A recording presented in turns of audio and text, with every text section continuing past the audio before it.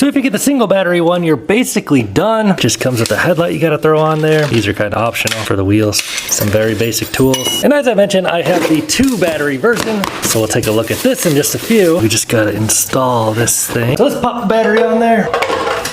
But before we ride the pinnace, let's go ahead and throw this battery on there. I actually have no idea what I'm doing, but we'll figure it out. We gotta crack this thing open. He's smelling the pinnace. So here's the piece we need to hook up the dual batteries. Pretty much the same thing as the last Rattan bike I reviewed. This one's actually a little bit easier because all you gotta do is reach in the frame here, pull these wires out. I basically just pop this up here, feed that on down. So you just feed that wire on down, unplug the old single battery. Now this guy's got 2 inputs and 1 output to the motor. The fuse side is the output that you plug into here, the controller, and these 2 just go to the 2 batteries.